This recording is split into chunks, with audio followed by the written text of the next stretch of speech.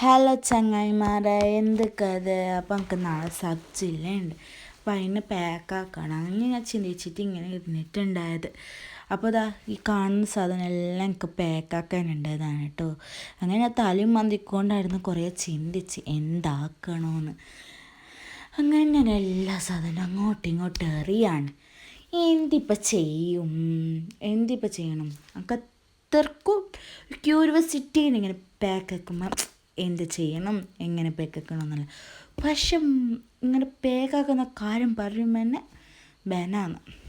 അങ്ങനെ ഇങ്ങനത്തെ ഒരു ബോക്സ് എടുത്തിട്ടുണ്ട്. അതിലേക്ക് ബീഡ്സും കുറച്ച് സംഭവമെല്ലാം വെക്കാമെന്ന് വിചാരിച്ചു. ഫസ്റ്റ് ഞാൻ വിചാരിച്ചത് വലിയ വലിയ സാധനങ്ങളൊക്കെ വെക്കാമെന്നാണ്. പക്ഷേ അതിൽ ബിഗ് ഐറ്റംസ് ഒന്നും വെക്കാൻ കഴിയില്ല. ഓൺലി സ്മോൾ ബോക്സസ് ടൈപ്പിൽ വെച്ചതിൽ മാത്രമേ വെക്കാൻ കഴിയുന്നു. അങ്ങനത്തെ എല്ലാം വെച്ച് പിന്നെ ഞാൻ ടെങ്കീസും വേറെ കുറച്ച് സംഭവം ഉണ്ടായിരുന്നു. പിന്നെ ഈ മാലൻ്റെ ആ സാധനമല്ല, അതിൻ്റെ പേരൊന്നും ഇപ്പോൾ കിട്ടുന്നില്ല. അതൊക്കെ വെച്ച് അവിടെ അതിൽ സെറ്റായി. കുറച്ച് സാധനങ്ങൾ അതിൽ സെറ്റായി. പിന്നെ ഞാൻ വിചാരിച്ചു കവറില്ലേ മൊയിലുവിന്ന് ഈ സാധനമെല്ലാം വാങ്ങിയപ്പോൾ കണക്കായി ചോറിന് ആ കവറിൽ കുറച്ച് എയർ ബൻഡിൻ്റെ ഐറ്റംസ് എല്ലാം വെക്കാമെന്ന്. അങ്ങനെ ആ ഓറഞ്ച് കളറിൽ കാണുന്നതാണ് സീസർ. ആ സീസറിന് ഇങ്ങനത്തെ ഒരു പാക്കറ്റിൽ വെക്കുന്നത്.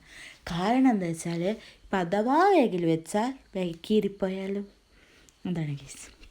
അങ്ങനെ സാധനമെല്ലാം സ്പീഡിൽ പറക്കിയിട്ട് അതിലേക്ക് ഇട്ട് പിന്നെ ഇത് എയർബനിൽ വെക്കുന്ന ഒരു ഉണ്ടയാണ്, കളറുണ്ട. പിന്നെ ഇതാണ് കേട്ടോ ഫ്ലവറും എയർബൻഡും ആക്കുന്ന സംഭവങ്ങൾ. അങ്ങനെ എന്തായി, നമുക്ക് 2 സാധനം പാക്കാക്കാനുണ്ട്. ഒരു കളർ ബോക്സ് ബീഡ്സിൻ്റെ, പിന്നെ ഒരു സാധാ ഒരു ബോക്സ്. അങ്ങനെ ഇത് ഞാൻ എന്താക്കുമെന്ന് ഞാൻ ചിന്തിച്ച്. അപ്പം ഞാൻ വിചാരിച്ച് ഫസ്റ്റ് ഈ 2 സംഭവം വെച്ചിട്ടായിട്ട് വെക്കാമെന്ന്. അങ്ങനെ ഈ ബോക്സും ഫസ്റ്റ് ഈ കവർ ഉണ്ടതിനെ വെച്ചു. പിന്നെ ഞാൻ ആ ബോക്സാണ് വെക്കുന്നത്.